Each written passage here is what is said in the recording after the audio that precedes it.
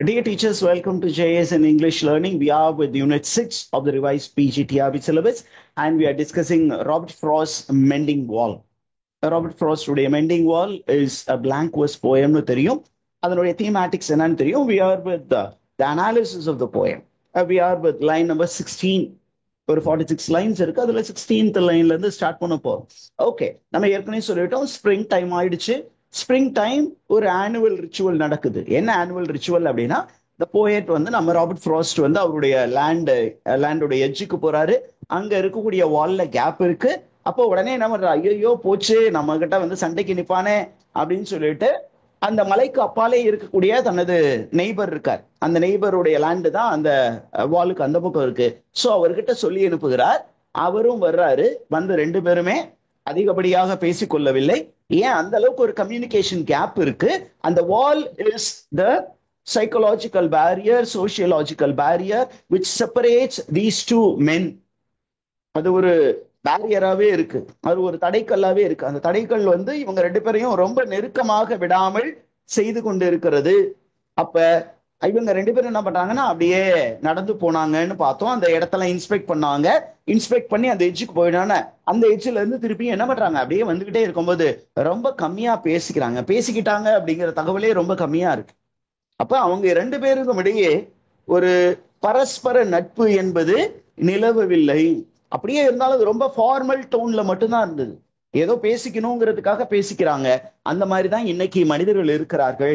அப்ப அவங்க ரெண்டு பேரும் என்ன பண்ணாங்க அப்படின்னா, அப்படியே ஒரு எட்ஜ் வரைக்கும் போயிட்டாங்க. அந்த அந்த லேண்டோட எட்ஜ் வரைக்கும் நடந்து போய் எல்லாத்தையும் இன்ஸ்பெக்ட் பண்ணிட்டு எங்கெங்கெல்லாம் கல்லு வந்து கீழே விழுந்து இருந்ததோ அந்த கல்லை எடுத்து வைத்து மீண்டுமாக சுவரை எழுப்பினார்கள். We keep the walls between us as we go. அந்த எக்ஸிஸ்டிங் ஸ்ட்ரக்சர் அப்படியே இருக்கும்படியாக இவங்க மெயின்டைன் செய்தார்கள். என்ன அப்படின்னா, ஒரு சாதியத்தின் பெயரில் அல்லது ஒரு இனத்தின் பெயரில், மதத்தின் பெயரில் ஏதோ ஒரு விதத்துல ஒரு வேற்றுமை பாராட்டக்கூடிய ஒரு மனநிலை இருந்துச்சுன்னா அந்த மனநிலையை அப்படியே மெயின்டைன் செய்து கொண்டிருந்தார்கள். இன்னைக்கு அந்த கான்டெக்ட்ல தான் நம்ம இந்த போயமை புரிஞ்சுக்கணும். ஒரு ஊர்ல ஒரு சாதிய சுவர்னு ஒண்ணு இருந்துச்சு. அந்த காலத்துல வச்சிருந்தாங்க, ரைட்டு.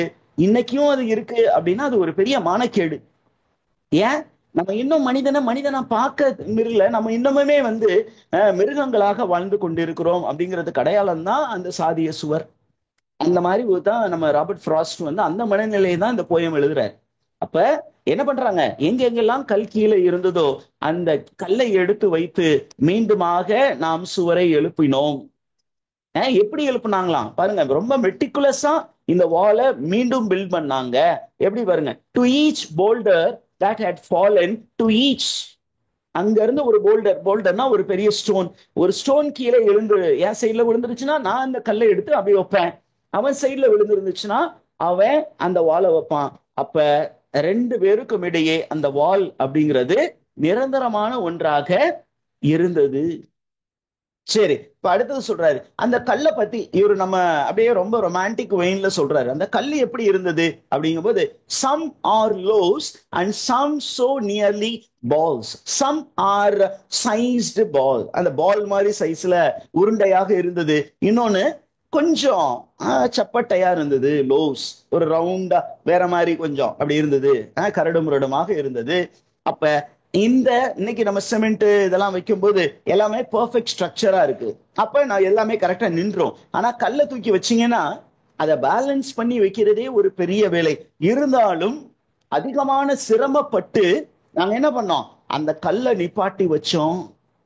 எதுக்கு, ஏற்கனவே இருந்த அந்த ஸ்ட்ரக்சரை அப்படியே வச்சிருக்கணும். மாற்றத்தை நாம் எதிர்கொள்ளவில்லை, ஏற்றுக்கொள்ளவில்லை அப்படிங்கிறதுக்கு ஒரு அடையாளம்.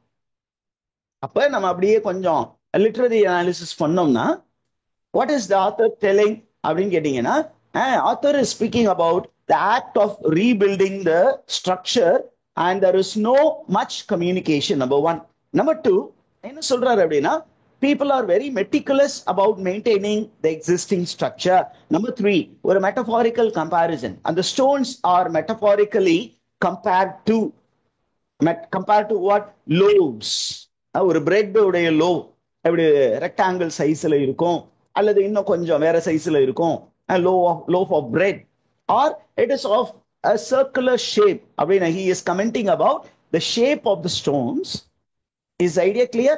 அடுத்த லாஸ்ட் லைன்ல பாத்தீங்கன்னா he is speaking about human effort to build the wall, which is actually considered to be a magic spell. Okay, there is a bit of humor there. அப்ப இங்க பாத்தீங்கன்னா நமக்கு அந்த wall is symbolically what does it represent? It represents emotional and social separation, even psychological separation. The wall, what does wall symbolize in mending wall? அப்படின்னு question கேட்டாங்கன்னா it symbolizes a separation of two human beings. How are they separated? They are physically separated. இங்கிட்டு நீ வராத, அங்கிட்டு நான் வரமாட்டேன் அப்படின்னு ரெண்டு பேருக்கும் இடையே பிசிக்கல் செப்பரேஷன் இருக்கு. அதே நேரத்துல there is no emotional sharing because of the wall, and there is no social interaction because of the wall, and there is no psychological interaction. ரைட்டா? புரிந்ததா? அடுத்தது இப்படியே போய் பாத்தீங்கன்னா some are loaves and some are nearly balls. loaves and balls அப்படின்னு எதை குறிக்குது? அங்க இருக்கக்கூடிய அந்த ஸ்டோன்ஸ் குறிக்குது. so it is actually a metaphor. okay, it is a metaphor, not a simile. நான் இங்க தப்பா போட்டிருக்கேன், நான் அதை erase பண்ணிடுறேங்க. what does it mean? It means metaphor. It's a metaphorical comparison. It's a metaphorical comparison. Are you there, teachers? புரிஞ்சுச்சா? எதை வந்து மெட்டபாரிக்கலா எதுக்கு கம்பேர் பண்றாரு? Stones are metaphorically compare to loaves and balls. Is idea clear? எனக்கு இந்த loaves சொன்னோன்னு, இந்த stones லோவ்ஸோட compare பண்ணோன்னு ஒரு அல்யூஷன் தான் ஞாபகம் வருது. பைபிள்ல when Jesus Christ received baptism at the age of 30, அவர் என்ன பண்ணாரு அப்படின்னா ஒரு 40 நாட்கள் தூய ஆவியால் தூண்டப்பட்டு போய் பாலைவனத்தில் என்ன பண்ணாரு? விரதம் இருந்து ஜெபித்தார், கடவுளை நோக்கி மன்றாடினார். அந்த முடிஞ்சதுக்கு அப்புறம் சாத்தான் அவனை சோதிக்க வந்தான். அப்ப பசி கொடுமையில இருக்கும் பொழுது அவர்கிட்ட ஒரு கல்லை வந்து கொடுக்குறான். டேய், I know Jesus, you are the son of man. If you command the stones will become loaves of bread and you can eat and you can satisfy your hunger. எனக்கு இங்கேயும் அதே மாதிரிதான் ஒரு சிச்சுவேஷன் இருப்பதாக நான் உணர்கிறேன். என்ன அப்படின்னு கேட்டீங்கன்னா, இவங்க ஒர்க் பண்ணிட்டே இருக்காங்க. அப்போ ஒர்க் பண்ணும் போது அவங்களுக்கு பசி கொடுமை அதிகமா இருந்திருக்கும். அப்ப அந்த கல் எப்படி தோன்றி இருக்கிறது? லோஃப் ஆஃப் பிரெட் மாதிரி தோன்றிருக்கு. இன்னொன்னு நம்ம சைட்ல பாத்தீங்கன்னா இப்படி லோஃப் ஆஃப் பிரெட் இருக்கும், இன்னொன்னு ரவுண்ட் சைஸ் பிரெட். ஏழையா இருக்கிறான்னு வச்சுக்கோங்களேன், ஒரு லோவர் மிடில் கிளாஸ் பிச்சைக்காரங்க, கொஞ்சம் ஏழைகளா ரொம்ப கஷ்டப்படுறவங்களா இருக்கிறாங்கன்னா அவங்களால என்ன பண்ணுவாங்க? ஒரு டீ ஒரு பன்னு தான், கடையில 5 ரூபா பன்னு கிடைக்கும் பாக்கெட்ல, அதை சாப்பிடுவாங்க. அப்ப அந்த அளவுக்கு அவர்கள் பசிய நிமித்தமாக கூட இப்படி இருந்திருக்கலாம். நீங்க எப்படி வேணுமோ இன்டர்பிரேட் பண்ணலாம் போயம. ஆனா இங்க ஆத்தர் எதை பத்தி சொல்றாரு? The size of the stone, அது எப்படி இருந்தது அப்படிங்கிறத கொஞ்சம் ஹியூமரஸா நமக்கு சொல்றாரு.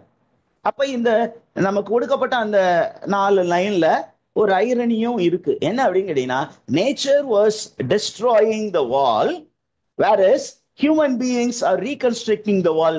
நம்ம ரீகன்ஸ்ட்ரக்ட் பண்ணும்போது நமக்கு ஒரு விஷயம் நமக்கு புரியும். என்ன அப்படின்னா, ஏன்டா இப்படி கட்டுறீங்க? ஏன்? அந்த இயற்கை இதை உடைக்கத்தான் போகிறது. So there is irony inbuilt. Did you understand that, teachers? Now we move on to 20 to 23. இந்த ஒரு few lines இருக்கு. இதுல பாத்தீங்கன்னா the author is now addressing the stones. ஏன்னா அவங்க ஸ்டோன்ஸ் எடுத்து ஒரு போல்டர் கீழே விழுந்துச்சுன்னா அதுக்கு ஈக்குவலா ஒரு போல்டர் வைக்கிறாங்க. வைக்கும் பொழுது அது ஒரு பேலன்ஸ் பண்றாங்க. அந்த பேலன்ஸே ஒரு பெரிய எஃபர்ட் தேவைப்படுது. It's like a magic spell. அந்த அளவுக்கு எஃபர்ட் போட வேண்டியது இருக்கு. எப்படி ஒரு மியூசிஷியன் ஒரு கல்லை அந்த இடத்துல பறக்க வைப்பானோ அந்த மாதிரி ரொம்ப எஃபர்ட் எடுத்து இவங்க அந்த கல்லை வச்சிருக்கிறாங்க. அப்ப நம்ம ஆத்தர் வந்து என்ன பண்றாரு? அப்படியே அந்த ஸ்டோன் கிட்ட பேசுற மாதிரி ஒரு லைன் கொடுத்துருக்காங்க. Stay where you are until our backs are turn. ஐயா, நான் திரும்புற வரைக்குமாவது அப்படியே இரியா அப்படின்னு அந்த கல்லை பார்த்து ஒரு விஷ் பண்றாரு. He is making a wish. என்ன அப்படின்னா, நான் வச்சோன்னா விழுந்துராத, நாங்க அட்லீஸ்ட் அந்த பக்கம் திரும்பி போனதுக்கு அப்புறம் விழுந்தீங்கன்னா கூட பிரச்சனை இல்லை. ஏன்? ரொம்ப கஷ்டப்பட்டிருக்கோம். அப்படின்னு ஒரு விஷயம் சொல்லிட்டு அடுத்த லைன் பாருங்க, he is speaking about how much taxing is the mending wall. இந்த மெண்டிங் வால் அப்படிங்கிற ஆக்டிவிட்டி ரொம்ப ரொம்ப டாக்ஸிங்கான ஒரு ஆக்டிவிட்டி. ரொம்ப ரொம்ப கஷ்டப்பட்டு வேலை செய்யறாங்க. எப்படி வேலை செஞ்சாங்க? we wear out fingers rough with handling them. எங்க கையெல்லாம் புண்ணாயிருச்சு சார், காப்பு காய்ச்சிருச்சு சார். ஏன் அந்த அளவுக்கு கஷ்டப்பட்டு இந்த வாளை திருப்பியும் நாங்கள் கட்டி கொண்டு இருக்கிறோம். அப்படி சொல்லி முடிச்சுட்டு நம்ம ஆள் வந்து ரொம்ப குசுமை. ராபர்ட் ஃப்ராஸ்ட் ரொம்ப ரொம்ப ஹியூமரஸ், ரொம்ப ஐரானிக்கல். என்ன சொல்றாருங்க? Oh just another kind of outdoor game. எங்களுக்கு வீட்டுக்குள்ளார ஒரு கேம் இருக்கு, நாங்க என்ன பண்றோம்? வருடாந்திர ஒரு அவுட்டோர் கேமாக இதை நாங்கள் செய்து கொண்டிருக்கிறோம். ஏன்? எங்களுக்கு வேற வேலை கிடையாது, இருக்கிறத மெயின்டைன் பண்ணணும், அதுதான் எங்களுக்கு வேலை. புதுசா ஏதோ ஒண்ணு செய்ய போறதெல்லாம் இல்ல. It is a kind of outdoor game. இது பிரைவேட் ப்ராப்பர்ட்டின்னு வரும் பொழுது ஆனுவல் மெயின்டெனன்ஸ் அப்படிங்கிறது it's a kind of outdoor game. ரொம்ப ஜாலியா இது செய்யறோம். One on a side it comes to little more. நான் என் வேலை சைட்ல, நான் என் சைட்ல அந்த வாலை மெயின் பண்றேன், அவன் அந்த சைட்ல அவனுடைய வேலைய செய்யறான். அப்ப இந்த ஆத்தர் எதை சொல்ல வராரு? he is decrying the act of mending the wall. இது வந்து ஒரு ட்ரெடிஷனல் ஆக்டிவிட்டி சார், இதை நம்ம செய்யணுமா? அது மீனிங்லெஸ் ஆக்டிவிட்டி. இந்த மீனிங்லெஸ் ஆக்டிவிட்டியை நம்ம செஞ்சே ஆகணுமா? தேவையில்லை அப்படிங்கிறது என்னுடைய கருத்து அப்படின்னு யாரு சொல்றா? ராபர்ட் ஃப்ராஸ்ட் சொல்றார். ஏன்? அவரு கொஞ்சம் ப்ராடர் மைண்ட் செட் உள்ள ஒரு ரைட்டர். அப்ப he is commenting on the meaningless traditional actions which only maintain separation. அது வேண்டாம் அப்படின்னு சொல்றார். ரைட். இப்ப அந்த ஃபர்ஸ்ட் லைன் எடுத்துக்கோமே, stay where you are until our backs are turn. The author is addressing the stones. அப்ப a direct address to inanimate stone. What do we call it?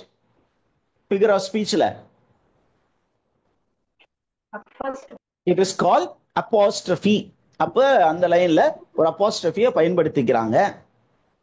அடுத்தது பாருங்க, இங்க இருக்கு one on a side அப்படிங்கும்போது the act of building the wall. அதற்கு முந்தின line the act of looking at construction as an outdoor game. இது வந்து it is a metaphorical comparison. இப்ப இங்க இடத்துல ஒரு மெட்டபாரிக்கல் கம்பேரிசன் இருக்கு. Act of construction is metaphorically compared to an outdoor game. Indoor game வந்து இருக்கு, டென்னிஸ், இந்த மாதிரி டென்னிஸ், டேபிள் டென்னிஸ் அந்த மாதிரி விளையாண்டுட்டாங்க. அவுட்டோர் கேம், நீ அந்த பக்கம் நான் இந்த பக்கம் அப்படின்னு ஒரு ட்ரெடிஷனல் கேம் விளையாடுறாங்க. இது ஒரு மெட்டபாரிக்கல் கம்பேரிசன். அடுத்தது இட் கம்ஸ் டு லிட்டில் மோர் அப்படிங்கிற அந்த ஸ்டேட்மெண்ட் வந்து இட் இஸ் an understatement. ஏன்? இவ்வளவு பெரிய அந்த building the wall is a very important activity. What is outcome அப்படின்னா ஒண்ணும் இல்ல சார், திருப்பியும் இந்த வால் உடைய போகுது. உடைய போற வாலை ஏன் சார் திருப்பி திருப்பி கட்டிக்கிட்டு இருக்கணும் அப்படின்னு நம்ம ஆத்தர் கமெண்ட் பண்றாரு. So it is called understatement. Is the information clear teachers? Now we are moving to line number 24 to 27. Right. இப்ப என்ன கேட்கிறாரு? ஏன் வந்து அந்த வால் வந்து அவ்வளவு இம்பார்ட்டன்ட் இல்ல அப்படிங்கறத நமக்கு விளக்கம் கொடுக்கறது தான் இந்த லைன். ஏன் அந்த வால் இம்பார்ட்டன்ட் இல்ல அப்படிங்கும் போது அவர் சொல்றாரு, அந்த பக்கத்துல என்னுடைய வெஜிடேஷன் என்ன? What is the vegetation of the author? What is the what was that the author was cultivating? நம்ம ராபர்ட் ஃப்ராஸ்ட் வந்து என்ன கல்டிவேட் பண்ணாரு அவருடைய லேண்ட்ல அப்படின்னு கேட்பாங்க. ஓகே, அப்ப அவர் வந்து என்ன கல்டிவேட் பண்ணிட்டு இருந்தாரு அப்படின்னா, author was communicating apple. He was cultivating apple. அவர் வந்து ஒரு ஆப்பிள் தோட்டம் வைத்து இருந்தார். என்னுடைய தோட்டம் ஆப்பிள் தோட்டம் சார், அவனுடைய தோட்டம் பைன் ஃபாரஸ்ட். இப்ப ஆப்பிள் தோட்டத்துக்கும் பைன் ஃபாரஸ்டுக்கும் நிறைய வித்தியாசம் இருக்கு. அப்ப அந்த வித்தியாசத்தை வச்சே இது ஏன் லேண்டு ஓன் லேண்டுன்னு சொல்லிடலாம். ஏன் லேண்டு ஆப்பிள் யா, ஓன் லேண்டு பைன் யா. இங்க இருந்து ஆப்பிள் ட்ரீ என்ன பண்ணாது நடந்து வந்து உன்னோட பையனை வந்து டிஸ்டர்ப் பண்ணாது. அதே நேரத்தில் உன்னுடைய பையன் வந்து இந்த பக்கம் நடந்து வந்து ஆப்பிள் ட்ரீயை டிஸ்டர்ப் பண்ணாது. அதனால நம்ம இடையில ஒரு வால் வைக்கிறது மீனிங்லெஸ் அப்படின்னு நான் என் நண்பன்கிட்ட சொல்ல பார்த்தேன். அவன் என்ன சொன்னான்? அதெல்லாம் கிடையாது மாப்பிள்ள, அப்படியே இருக்கட்டும். காலங்காலமா இந்த சுவர் இருந்துச்சு, அப்படியே இருக்கட்டுமே அப்படின்னு அவன் சொல்லிட்டான். So the author is very, very humorous to say that the construction of wall is waste. அவருடைய நெய்பருடைய லேண்ட்ல என்ன வெஜிடேஷன் பண்ணியிருந்தாரு சொல்லுங்க பார்க்கலாம். பைன் ஃபாரஸ்ட் இருந்தது. What was the author cultivating in his land? Apple. He was having apple orchard. Orchardனா தோட்டம். அப்ப இவர் என்ன சொல்றாரு? இல்ல அப்படின்னு அவருடைய நண்பர் மறுத்துகிறார். அப்ப இங்க என்ன சொல்றாரு? Okay, he is telling the act of constructing wall is useless. Okay, ஆனா ஒரு நண்பர் என்ன நம்புறாரு அப்படின்னா, இங்க இருக்கக்கூடிய ஆப்பிள் என் பக்கம் வந்து பைனை சாப்பிட்டுடும். அப்ப இவர் என்ன சொல்றாரு? That is ironical. Okay, that is ironical. We move on to line number 28, 29. அப்ப இவர் வந்து அவருடைய நண்பர்கிட்ட என்ன சொன்னாரு? இந்த வால் வேணாம், விட்டுருவோம் அப்படின்னு சொல்லும்போது அவர் வந்து கொஞ்சம் அதுக்கு ஏத்துக்கொள்ளாத மாதிரி இருந்தது. அப்ப அவர் என்ன சொல்கிறார் அப்படிங்கும்போது, this is the very important statement which gets repeated, refrain of the poem. Good fences make good neighbors. That is the mindset of the neighbor. அவர் என்ன சொல்றாரு? இல்ல, நல்ல ஃபென்ஸ் இருந்தா தான் நம்ம வந்து நண்பர்களாக இருக்க முடியும். ஃபென்ஸ் இல்லைன்னா நம்ம சில நேரங்களை அடிச்சு மண்டையை உடைச்சுக்குவோம் அப்படின்னு சொல்றாரு. ஆனா நம்ம ஆளு விட்ற மாதிரி இல்ல. ராபர்ட் ஃப்ராஸ்ட் என்ன சொல்றாரு? Spring has brought mischief in me அப்படின்னு என்ன அர்த்தம்? Spring is the time of change. I have become a changed man. நான் ட்ரெடிஷனலிஸ்டா தான் இருந்தேன், ஆனா இன்னைக்கு ஒரு மாடர்ன் மைண்ட் செட்டுக்கு வந்துட்டேன், கொஞ்சம் லிபரல் மைண்ட் செட்டுக்கு வந்துட்டேன், கான்சர்வேட்டிவிசத்தை தூக்கி போட்டுட்டேன். நம்ம ஒரு புதுமையை நாம் என்ன பண்ணணும்? எம்ப்ரேஸ் பண்ணி தான் ஆகணும். அதனால நான் என்ன பண்ணேன்? விடாம அவனை தொல்லை பண்ணேன், வேணான்னு சொல்லிக்கிட்டே இருந்தேன். நான் மிஸ்சீவியஸா அவன்கிட்ட பேசிக்கிட்டே இருந்தேன். ஆனா அவன் ஒரே விஷயத்தை திருப்பி சொல்லிக்கிட்டு இருக்கான். என்ன சொன்னான்? Good fences make good neighbour. So here, good fences make good neighbor is in the form of a proverb. What does this proverb mean? Abhina, it means adherence to blind tradition. அப்படியே ஒரு கண்மூடித்தனமாக ஒரு பழக்க வழக்கத்தை நம்ம பயன்படுத்திக்கிட்டு இருக்கோம். அது வேண்டாம், அது இருக்கக்கூடாது அப்படிங்கறத ஆத்தருடைய மைண்ட் செட். அடுத்தது பாருங்க, spring is the mischief in me. Okay, spring is the mischief அப்படிங்கும்போது ஸ்ப்ரிங் இஸ் லைக் மிஸ்ஷிப் அப்படின்னு சொல்லியிருந்தீங்கன்னா அது சிமிலி. ஆனா இங்க பாத்தீங்கன்னா spring is personified into an action. So it is personification. Are you there, teachers? புரிஞ்சுதா?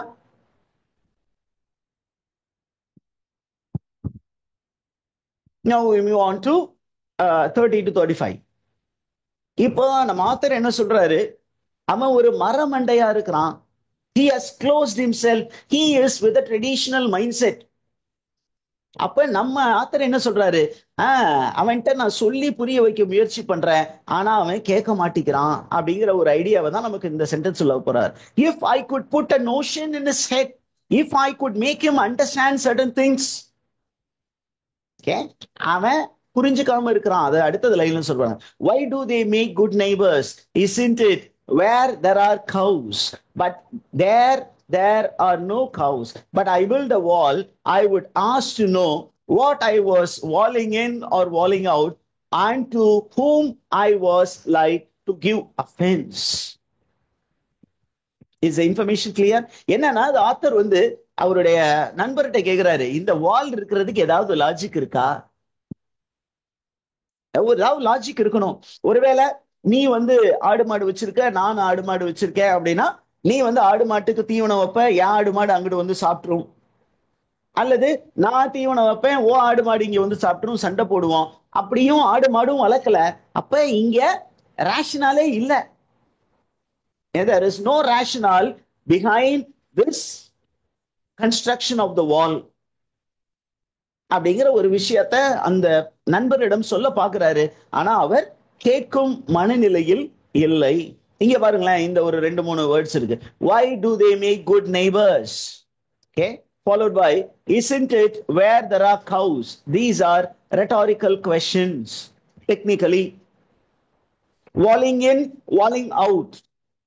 Walling in, walling out. What is it அப்படின்னு கேட்டீங்கன்னா they are two contrasting perspective. ரெண்டும் வித்தியாசமான ஒரு பார்வை. அதனால அதை என்னன்னு சொல்றோம் அப்படின்னா we call it as antitheses. Is the information clear? So the whole stanza in the particular ஒரு few lines, it is highly philosophical.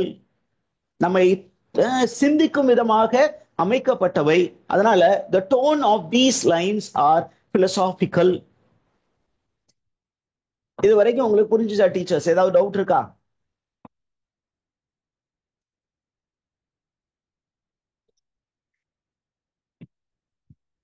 சரி, we will stop and